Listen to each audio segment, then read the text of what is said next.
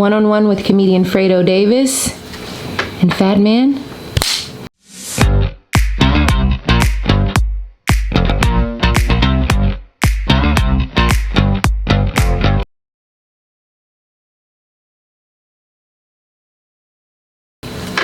Good evening, ladies and gentlemen. We are back with another episode of One-on-One with comedian Fredo Davis. That's right, the host with the most. I get the inside scoop on the comedy game because I ask the questions you scared to answer. But today we're here with a very awesome guest, a brother that's been in this game doing this thing. Is it safe to say a rapper turned comedian? It's safe to say. Okay, because this brother here got a man of many talents. You know what I'm saying? So we're going to dig deep so y'all can catch up. Ladies and gentlemen, without no further ado, comedian Fattman Deezy. Yes, sir. Yes, my brother. Likewise. Good to see you. Welcome to the studio. Shout out to everyone. Already.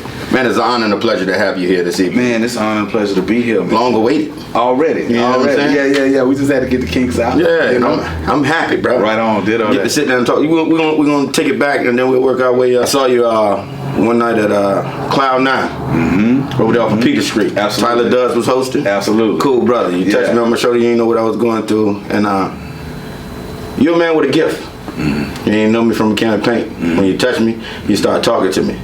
You know what I'm saying? You got a blessing or anointing or something. He ain't done with you yet. So when you touch me, bro, I'm like, I look at you. You know what I'm saying? Yeah. But it was like you was telling me a lot of stuff that I was going through, and I don't lash out or even speak on it. But you was telling me like, I didn't know you from a can of paint. It was like your friend's gonna turn on you if they ain't already turned on you. A lot of them jealous of you because you got a gift from God. He walks with you, and you still try to make them happy. Just go do you. I never forget that. You know, coming out of Cloud 9. Right on. You know what I'm saying? How you deal with that gift, bro? Well, okay. For whatever gift you're given, you are given the grace to live with and handle that gift. I never thought about it, man. You know, you get told things when you're a kid. You know what I'm saying? People say stuff to you. Most of the things said to me when I was a child, I ran from. You know, I'd be in school, man. I remember back as early as 8th grade. You know, and people say, "Hey, what's up, preacher man?" I say, "Hey, whoa, you're not talking to me." You know. And then as far as that gift goes, brother, I couldn't explain it, but I also remember I didn't have much resistance to it either. Like if something in my spirit say something to somebody, I just say something to them, you know. And you are also given everything you need or I've needed has been in this package, right? So I look how I look for a reason. Now let's say I was 5'2", 120 pounds. It'd be very easy to disregard me. So I tap you on your shoulder and say, "Hey, excuse me, brother." And he said, "Boy, yeah, excuse you, my dog." You know what I'm saying? Yeah. And get out the way. It's a little harder to do that when a cat is your height and a little wide. You know what I'm saying? You say, "Hey, what's up?" You know. But that's all due to the Lord, man. I didn't pick none of it, and I'm grateful for it. Is what it is, because most of those things, like I remember talking to you that night. I have no idea what I said. I remember. And that's what it's about. Yeah. I always say, when you remember what you said, it was probably you talking. If God got to say something through you, it's not my business to remember. Because whatever I told you, that was him talking to you, man. I was just a conduit. You know what I mean? Yeah. So you did it. I think they had already turned. Because it was about the height. They jump on the bandwagon with who's high, who's doing what. Yeah. And like me, I was just left to my production because I couldn't do nothing because everybody was already gone. And I remember that too, man. I remember you had... when I first got into comedy, you know what I'm saying, from rapping, DVDs was still a thing. Yeah. And I didn't know nothing about no DVDs, man. I had been selling mixed CDs and albums, you know what I'm saying. People used to buy CDs, man, and there were players in cars, you know what I'm saying. And we would take a portable player, or at that point like a little mini, out to the street and let people hear it. Like if you like it, you know what I'm saying, it's $10, and we'd sell CDs like that. And I remember you had this DVD, and you were selling them. and you gave me one. You said, man, just check it out. This is what I do. This is what we do. You included me in the fold. He says, what we do. And I went home and I watched that thing, man. And I remember you were taking the train, and you said, it's what it is. Yeah. Just like a show, it's midnight. I'm out here at the train. I don't even know if the next one gonna run. You know what I'm saying? Like, you had the locks then, and doing my documentary. Yeah, you was documenting everything, but I still remember watching that. And then there was another time when you had something. They might have had a short clip of me on there, but you said, "Here you go, man. It's something for you to sell when you go to your show." ATL Comedy Mix. There you ATL Comedy Mix. Gave everybody a little spot on there, Exactly. and I put it with what we was doing with the music videos, and stuff like that, and funny skits before they see them, what they see now, exactly, and all of that, And that put gas in the tank several evenings. Like I go outside, and I forget I had them, and I get in the car and it's on E. And I look over there in the passenger seat. I said, boy, I'm back. I had to get out. It's like, you like that show? How about this? Yeah. You know what I'm talking about? Yeah. And so, yeah. It's been a mutual blessing. I'd say that. Man, it's bigger than what we saying or who you see as the human form. Yeah. Of what it is. It's the message, bro. Yeah. And you had the message, man. That was crazy to me. Brother, I tell you this, and I do have to say this. I know that anything good you see in a human being comes from God. And like your brother say, it's like he knew me. God knows him. Yeah. I ain't got to know him. You feel me? So yeah, if God send you somebody, they might talk to you like they know you because they ain't representing themselves. That's true. You know what I'm saying? And but I give all of that praise to the Most High, man, because them things can be turned around. And you can use it for your own benefit, just like for there to be an imitation, there has to be a real thing, right? Like nothing out here fake. It's really fake because it was derived from something real. So, you got the psychics and you got people like that who, I remember Miss Cleo, and people call in for readings and stuff. And I'm not saying that stuff isn't real. I'm saying that it's real. It is. And it's an imitation of something that should be used only from a good power. And no, I do know that there is, it's like knowledge, right? You have dark knowledge, then you have light knowledge. It's like the internet, man. Go on the dark web, you can get all kind of information that's not available on the regular web. Yeah. If I go on the regular web, I can't get your social. You know what I'm talking about? Or none of that stuff that's real in the dark web. Well, why is it available on the dark web? You know what I'm saying? It's an even deeper hole, right? Yeah. Because the light comes from a source. You feel what I'm saying? The darkness just is. So a lot of times people say, man, that had to be from God because it ain't no way. No, there's a way. Dark web. You think darkness is not privy to the information that light gives? Because they existed at the same time. You know what I'm saying? It's almost like, and I didn't even want to go here, Fredo. No, it is awesome like that, bro. You gotta let them use talk about it. Okay, so it's like, you're not regular. Let's say we were using a biblical example, right? And I'm not here, you know what I'm saying, like pushing nothing. I'm just using an example. In the recordings of the life of Jesus, the devil or Satan or however he's referred to in the word, right, know as much scripture as Jesus did. Matter of fact, he tried them with the very scriptures that were about him.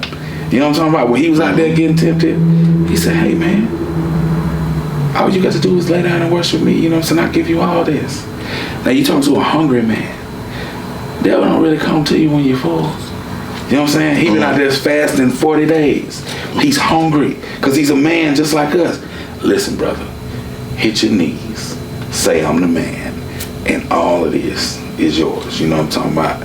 And can't do it. He say, it's a verse in Psalms that say he'll give his angels, it's part of it.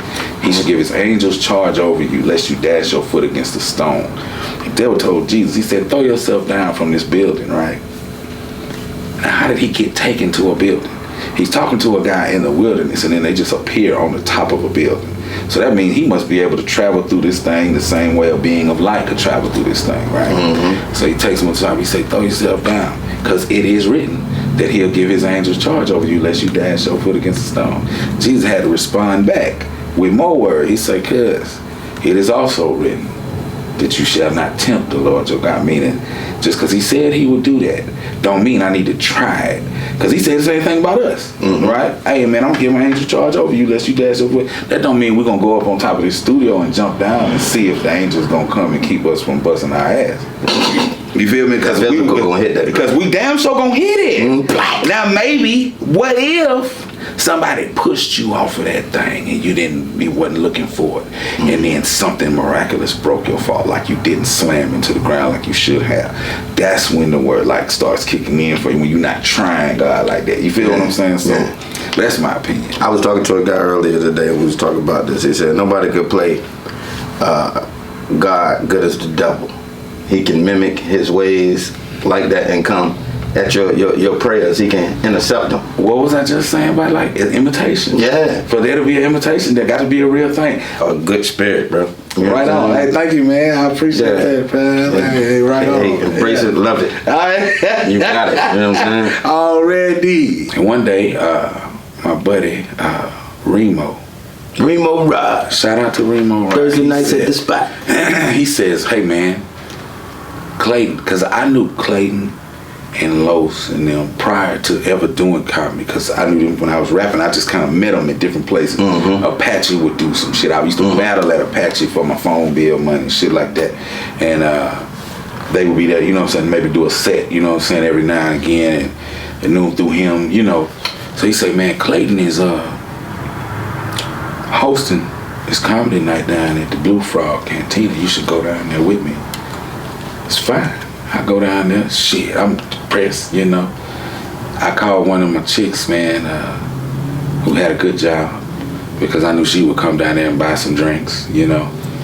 Give here, man. So I had raps and dances. I was trying to get it in, you know.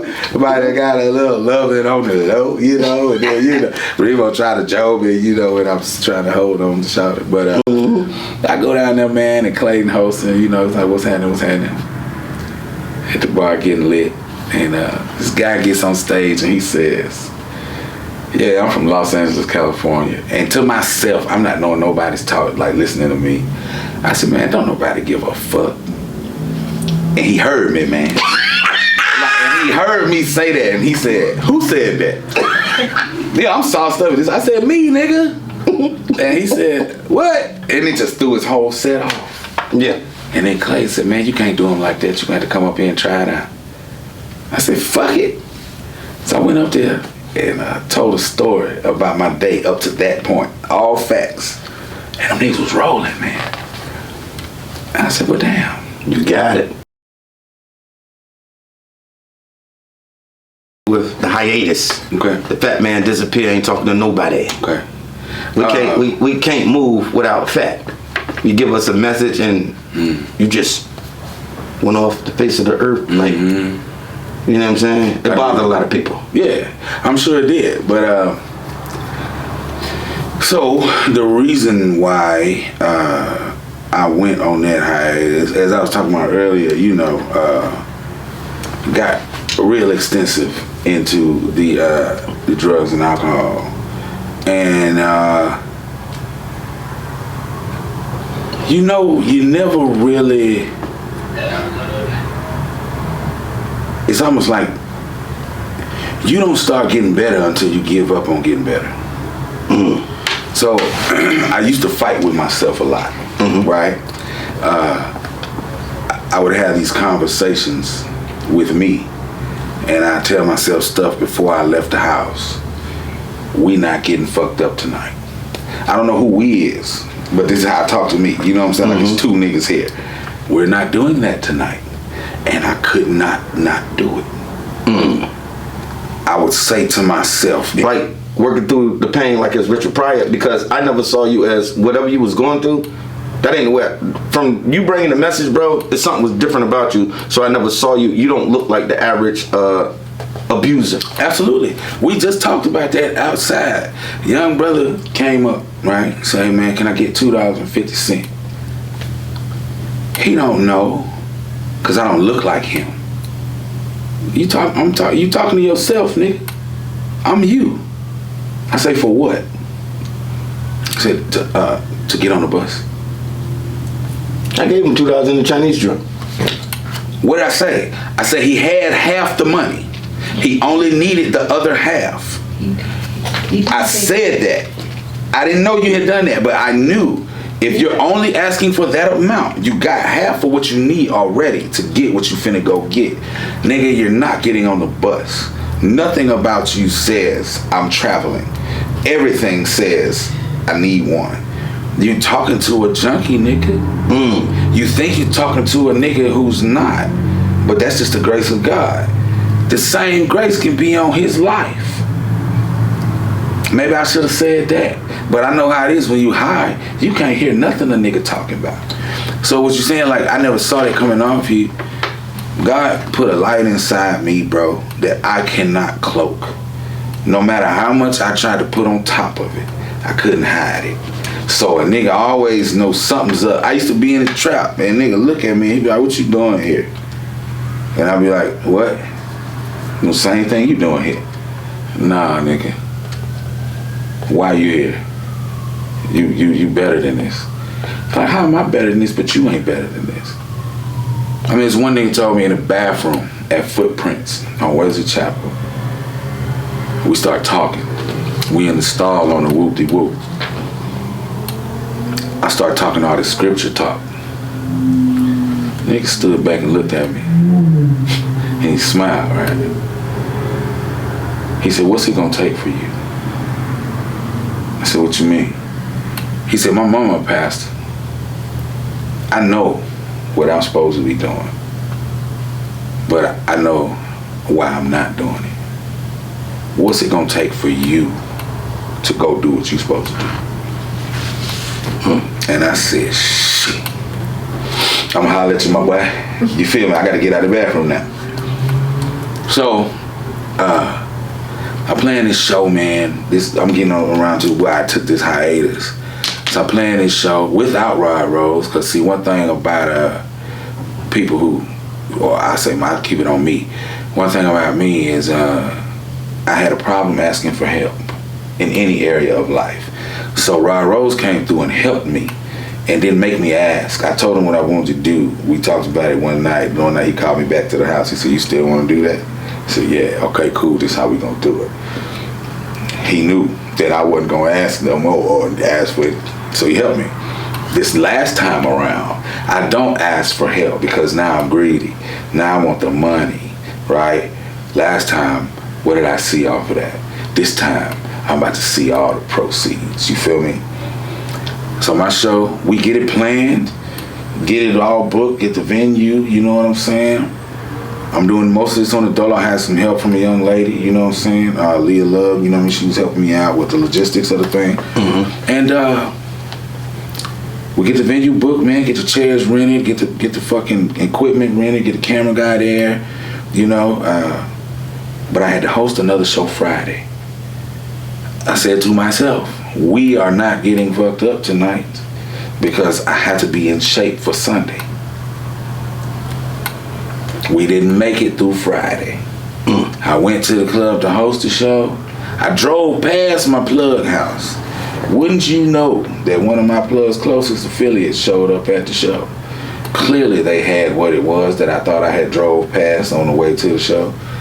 Obviously, I asked them if they had it. They said, of course. They gave it to me. Didn't even charge me. They said, there you go, gang. Now I'm on a ride. I go from Friday to Saturday. I don't go to sleep.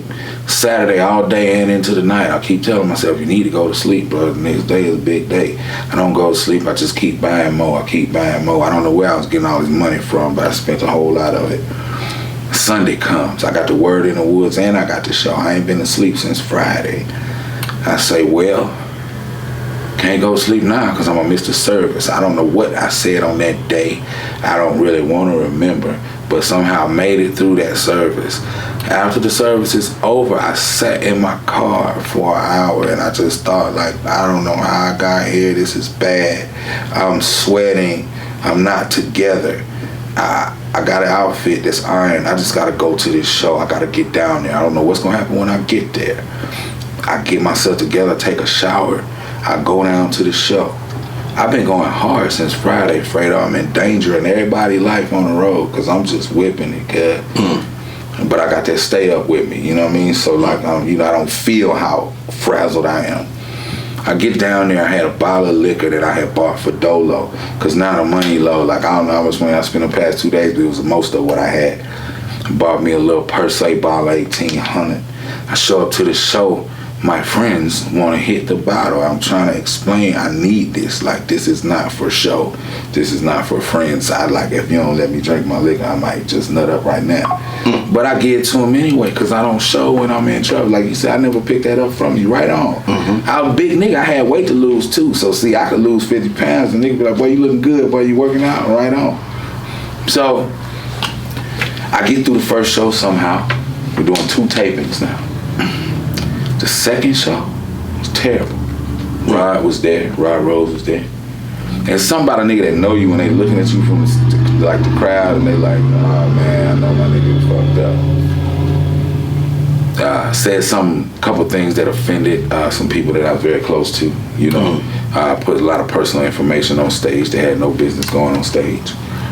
And then I left, and I stayed up all the rest of that night. And the details are kind of hazy, but I crashed on Monday. Like, I didn't crash my car, but I passed out. And on Tuesday, I called my best friend, who had been sober for 2 years at that time. And I said, hey man, I think I might need some help. He said, okay. He came, met me at the house. We went somewhere. I met a couple other people. I thought they go in that place, had me fixed.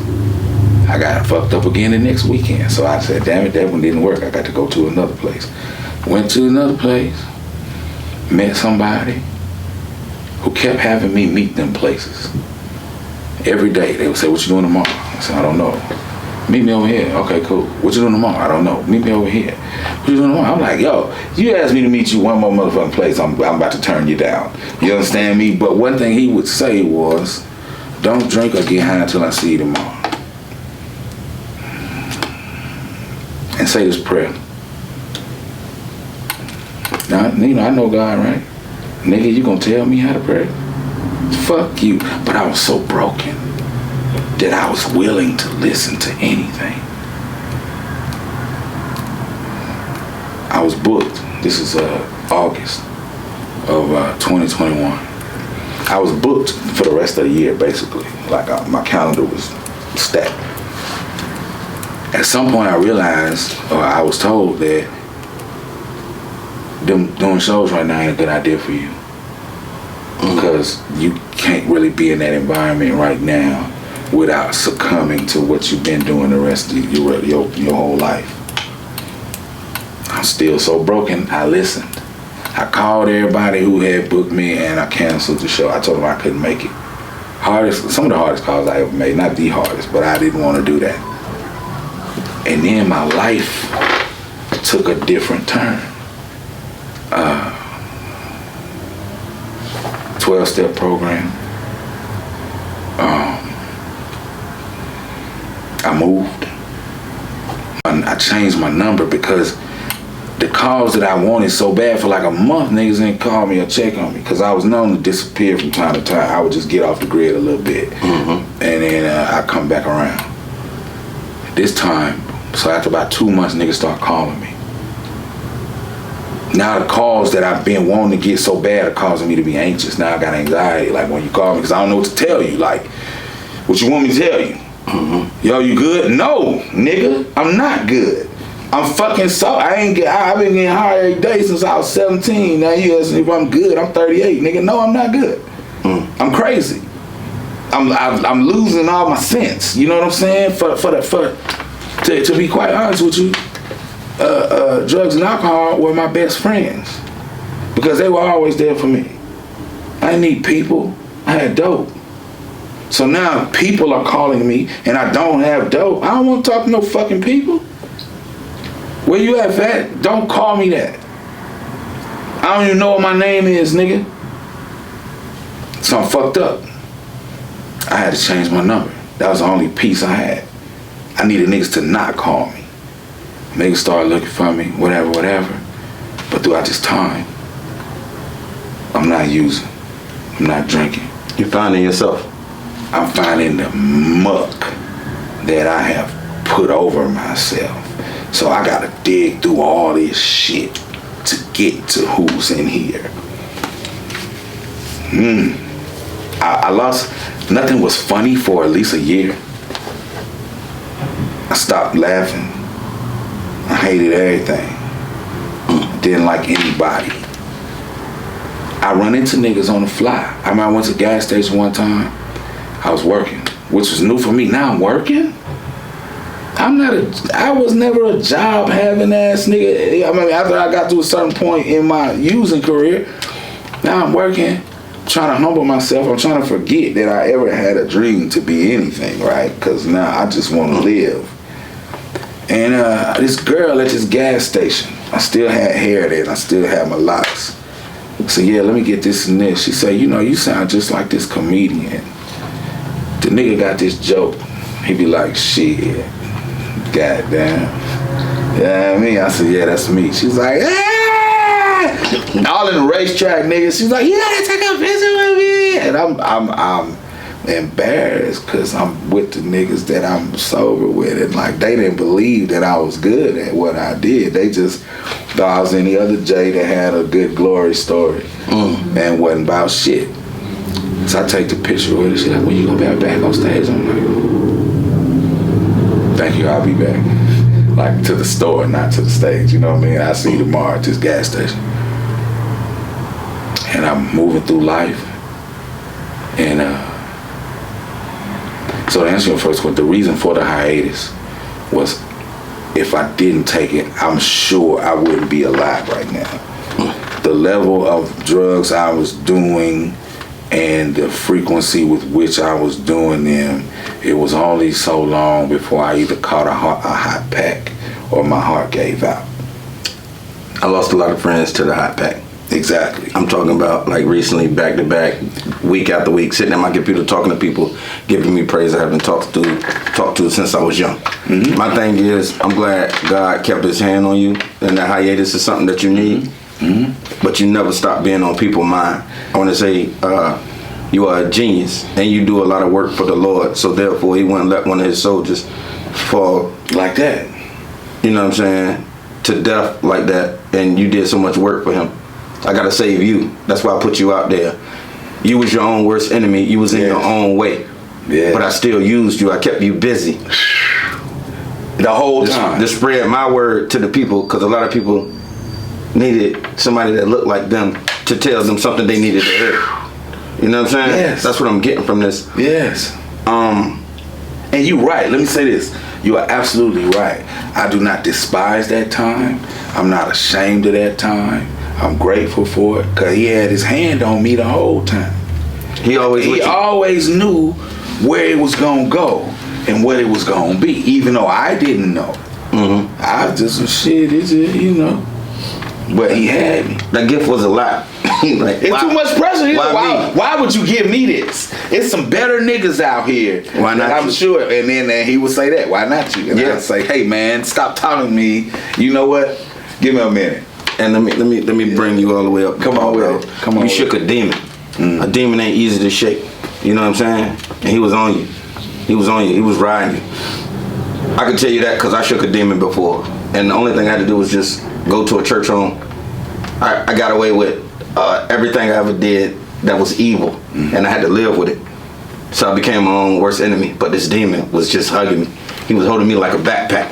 You know what I'm saying? And to get around godly people. Mark Henderson was actually the one that took me to the church. Wow. I drove my 77 Cadillac up there on my 100 spokes. Yeah. You know, with the little dream car for the young boys. Yeah. Built screeching. Yeah. But I went to church that day. I lie to you not, walking into this church, it was like this demon was pulling me back. It was like, don't go in there, don't go in there. He couldn't go in there with me. I was like, I told him little Q, I grabbed him, I said, something just snatched off me. It's like this drunk just had let me go. And I went in that church. Tears pouring down my face. I'm sitting there like, what is this? I was asking for forgiveness. He was blessing me. He was blessing me. He was like, you was on this journey. You got far away from me, but I never let you go. Yeah. What it is with you, brother, he couldn't let you go. You know what I'm saying? A lot of people would have been hurt bad. You know what I'm saying? The trickle down and the effect of losing somebody good as you're an angel to a lot of people, whether you know it or not. Any projects that you're doing that's coming out with Rod Rose, me and Rod Rose talk all the time because I'm a producer too. I'm talking about no matter where we at, it's always about what you got coming up, what you're doing, brother. Almost Sober is about to come out on Tubi. You know what I'm saying? People need to see that. Almost Sober was big to me because I'm a brother that I dive deep in the bottle. You know what I'm saying? And I'm at a point in life now where the bottle don't affect me. Now I don't. It's like either I get away from the bottle or the bottle be the death of me. If I could go through a whole bottle and I'm normal, that's not normal. I know. You know what I'm saying? I was like, what am I running from, or why do I do this if it don't feel good no more? You know, so many years. And I talked to all my brothers about that. You know what I'm saying? Why do I confide in that so much? Why is it so needed? You know what I'm saying? I do know. Yeah, just to shake that demon is a very beautiful thing. And a lot of people don't know they deal with a lot of different demons. The lust, the drugs, the alcohol. Because once those go, see, that's a symptom of the issue.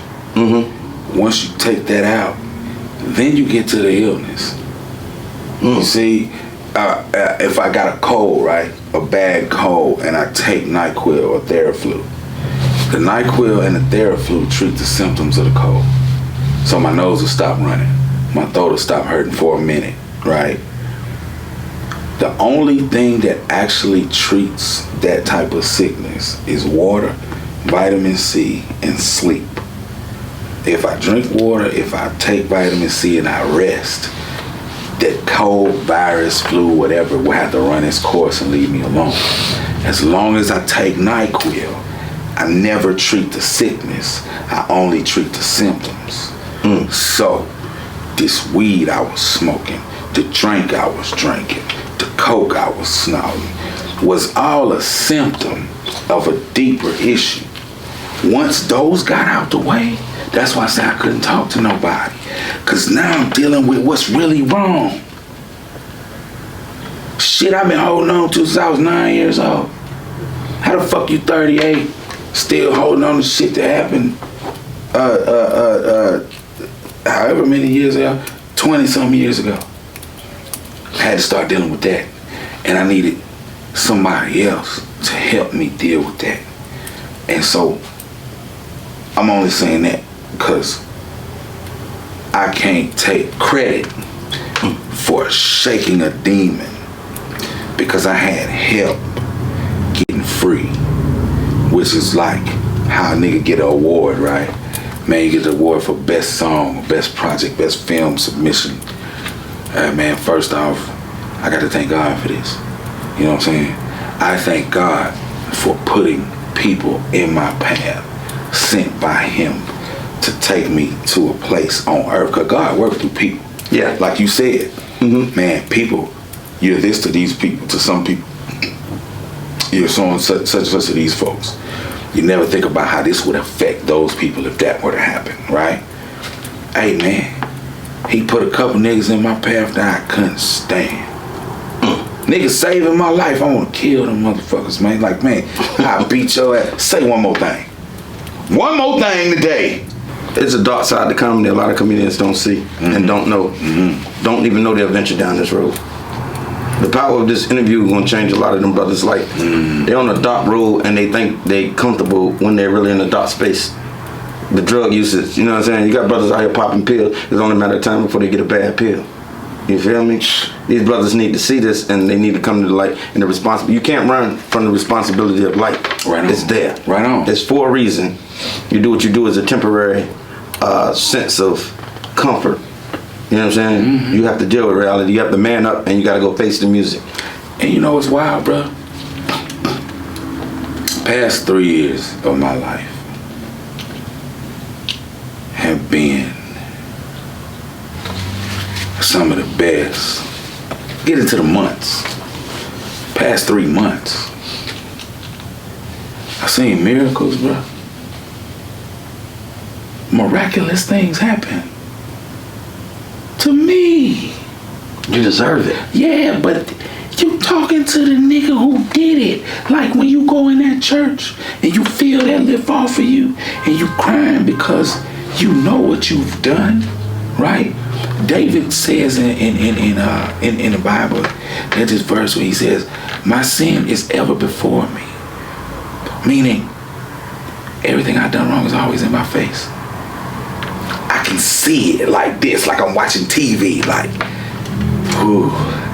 Somebody said, well, hey man, I love you, man. You just, man, you know, I took that money from them folk that time. You see what I'm saying? Say that. Mm-hmm. But at this point, with the help that I've gotten, that people have come, and it's an ongoing journey. I want niggas to know this, man.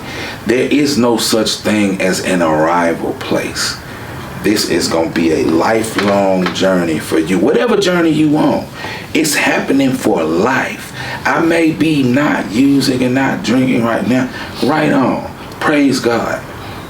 That if I ever forget what I am, like I seen little cuz outside, right? I got to see myself again, right? Because sometimes it's easy to forget that. You know, you pulling up riding, you know what I'm talking about? You rocking the J's, you feel me? You got $3-4 in your pocket. It was a time when it wasn't $3-4. And I mean literal $3 to $4, like 3-4 quarters. Mm-hmm. You feel me? Like I walk around big dusty. And okay, then you forget that you're getting haircuts now on the regular. You feel me? To where you're getting used to shit that is a luxury.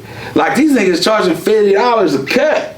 And you out here barber shopping it on the weekly. Mm-hmm. Young junkies shouting.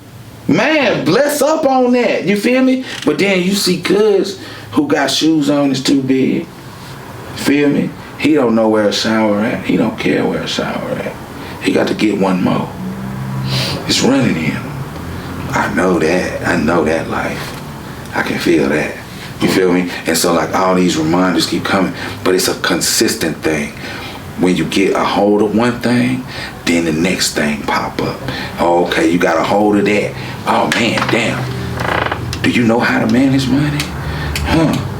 All I want is 100,000. Well, what are you gonna do with $100? Right? So now I got to break the 100 down to where, okay, I'm efficient with this $100. One thing I learned, I've consistently, by the grace of God, increased over the years by his favor. But there has been a consistent paying of dues. Before I got my own car, I had a Lyft car for 3 years. You know, the Lyft, the drive, the rent to drive program. I had to pay the rent on time every week to keep that car. I did that for 3 years, man. By the grace of God, almost 4 years. And then it was a day when that car was gone. And then I had enough money to buy my own car. I had an astronomical interest rate. Like, I'm talking about getting fucked, you know what I'm saying? Mm-hmm. By my interest rate. But it was a stepping stone. Been paying this motherfucking this weekly rent every week on this Lyft car. God say, okay, the nigga been faithful with that. All right, we're gonna hit him with another car now. Boom, get hit with the new car. I'm intimidated because the note is like, I'm like, what am I gonna do? What if I run out of money? See, I'm used to trouble, right? I'm not used to shit going well. So what gonna happen if I can't pay this? I don't know. Now I got to trust God. Every month he sent him. He allowed me to get to it. I think sometimes, man, if I was still doing anything remotely, brother, to live responsibly, I cannot afford marijuana. Like, it's not even affordable, nigga. Like, I think, like, what if I ain't had that $40? You know what I'm saying? Like, everything would have went to hell. Hold tight right quick. Go ahead. A mic check. That mic come? Yeah. Good. Yeah, everything's good. Because it's going so perfect. No, right on. Right on. No, it's good. But see, you see what I'm saying? It's going so perfect, I get scared.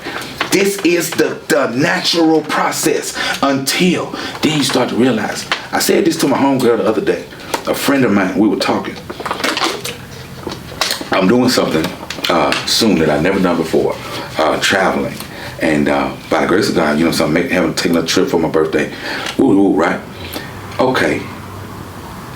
Now, I'm afraid, right? As I'm booking this trip, I'm nervous. I'm like, I know the money's on the card, but should I put the card information in? That's a little bit drastic for a nigga who did, you know. It wasn't but about 7 years ago, man, I had to walk to the bank to get an account.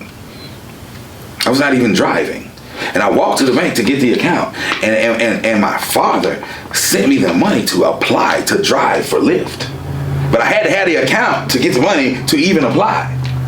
You somebody who walked. Rod Rose gave me a ride to pick up my first Lyft vehicle. It was in Douglasville. Nigga didn't charge me a dime of gas. And I only had like $11. Bro, I did 2 shows, saved $90 to open up that bank account. I walked from the house to the bank. It was about 4 miles just to open up the account. And so it's been a process to now sitting down in a dealership, signing paperwork for a vehicle. You talking about a nigga who was walking. Wow.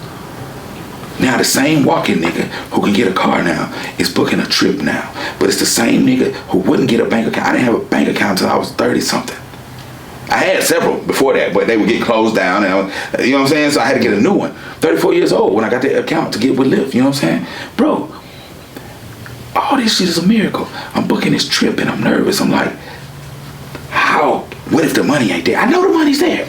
Man, can I spend this because I got to pay these bills on this date next month? Nigga, what are you? Just book it.